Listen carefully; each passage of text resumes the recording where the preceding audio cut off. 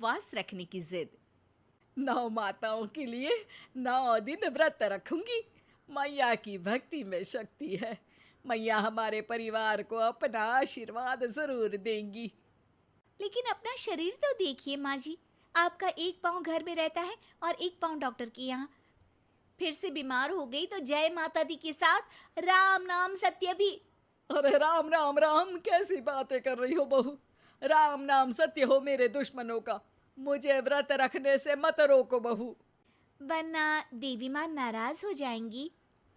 नहीं, तुम्हारी सासू माँ नाराज हो जाएंगी।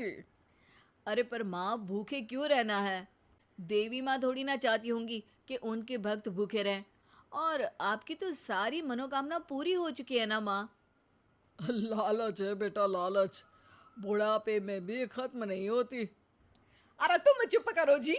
तुम्हारी भी उम्र है भक्ति भाव करने की। ज्यादा बड़बड़ की ना तो तुमसे भी उपवास रखवा लूंगी। हाँ।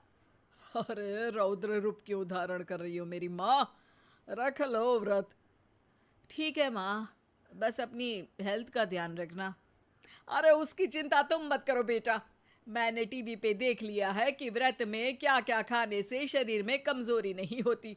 अच्छा ही है, वरना ऐसा ना हो कि 9 दिन के बाद तुम मैया के द्वार की जगह सीधा हरिद्वार।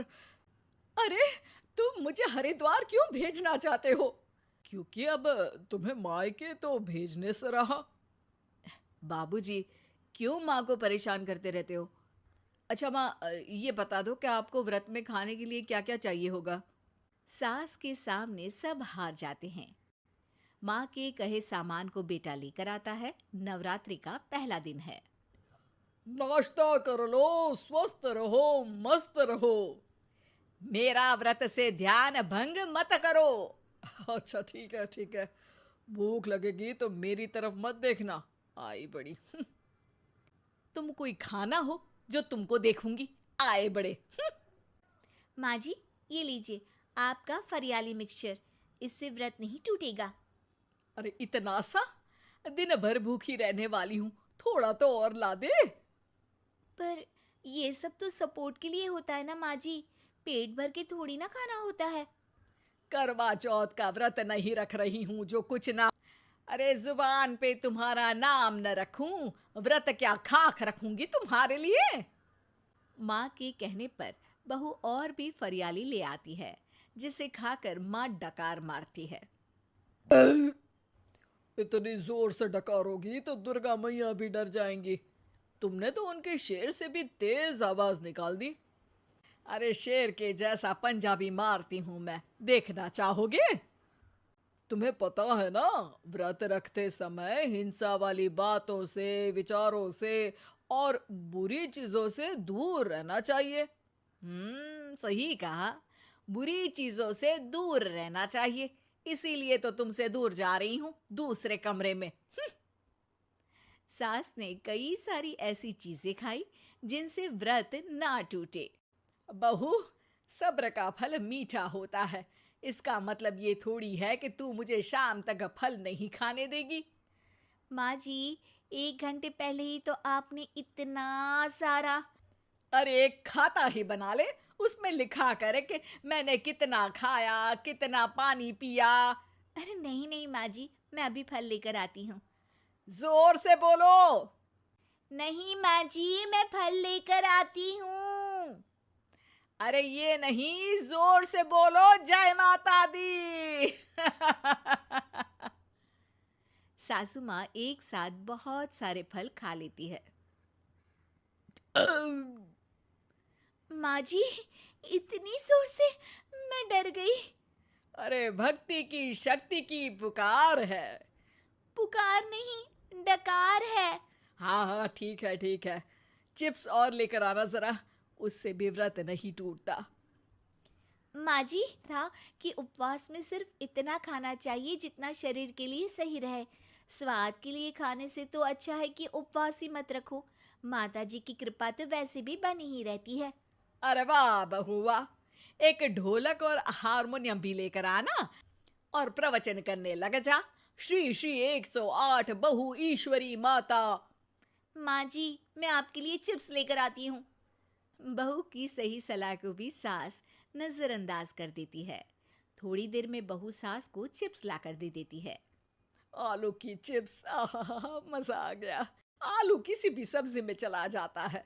आलू पनीर, आलू पालक, आलू टमाटर, आलू भिंडी और तो और पराठे में भी चला जाता है। वैसे ही इंसान को भी हर स्थिति में आलू जैसा होना चाहिए। थोड़ी देर में वहां ससुर जी आते हैं। क्या चिप्स खा रही हो? अरे नहीं जी। दिख तो चिप्स ही रही है। अरे तो पूछ क्यों रहे हो? अरे गुस्सा क्यों हो रही हो? उपवास में गुस्सा नहीं करना चाहिए। और ऐसा तो है नहीं कि सिर्फ तुम उपवास करती हो, हमने भी तो किया होगा कभी। नहीं जी नहीं, तुम तो कर ही नहीं सकते।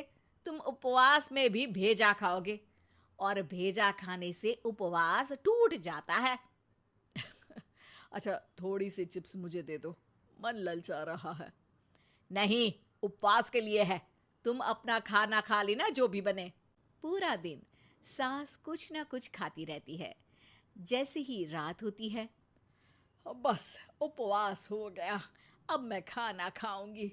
जो दिन भर से खा रही थी उसको क्या बोलते हैं? बाबूजी, क्यों माँ को परेशान करते रहते हो? अरे लड़के, तेरी माँ दिन भर से इतना खा चुकी है कि देश में भूखमरी की समस्या इसी की वजह से बढ़ रही है। और खाने की दिक्कत नहीं है, कितना भी खाए लेकिन सेहत इधर उधर होती रहती है। कुछ ऊपर नीचे हो गया तो तेरी माँ खा रही बस। अरे बहू तुम ही बताओ, ये इत्तू सा मतलब कितना खाया है इसने? ना जी ना, मैं कुछ नहीं बोलूंगी। खाना दे रहे हो या नहीं, या 9 दिन बिना जल के उपवास रख लूं? देने के लिए धमकी अच्छी है, सुनने में भी डरावनी लग रही है, पर जैसे तुम्हारी जुबान में स्वाद का खून लगा है ना, तुम भूखी नहीं रह पाओगी। मैं कसम खाती हूँ जी। अरे देखो, कसम भी खाओगी तुम। अरे कुछ और दे दो इसको खाने को। ये ले, दाल चावल खा ले बस। डॉक्टर भी कहते थे कि माँ को आए दिन पेट से जुड़ी समस्या रहती है। बस इसी के लिए घर वाले पहले उन्हें उपवास नहीं करने दे रहे थे, लेकिन जब उपवास करने दिया तो माँ ने इतना फरियाली खाया कि घर वालों की चिंता बढ़ा दी। और जैसा कि घर वालों को डर था, अगले दिन उनकी तबीयत खराब भी हो गई। डॉक्टर को बुलाना पड़ा। अरे जितनी बार आप बीमार होते हो उस हिसाब से तो मुझे एक क्लिनिक आपके घर में ही खोल लेना चाहिए। या फिर क्लिनिक में ही इनका एक अलग कमरा बनवा देते हैं डॉक्टर साहब। अरे बस भी करो जी। बस तो तुमको करना था खाते वक्त। देखिए, खाना अच्छी बात है और उपवास भी आदमी को रखते रहना चाहिए, लेकिन तब जब शरीर लायक हो। पहले दिन ही बीमार हो गई तो 8 दिन कैसे होगा? आप व्रत मत रखो और खाने पीने पे ध्यान दो। मैं गोलियां दे रहा हूँ। आप भी कुछ खाने को ही दे रहे हो? हाँ, इससे जल्दी ठीक हो जाएंगी। समझ गई हैं आप? अब तो ठीक ही होना है ना मुझे। जोर से बोलो। जय माता दी। जय माता दी। जय माता दी।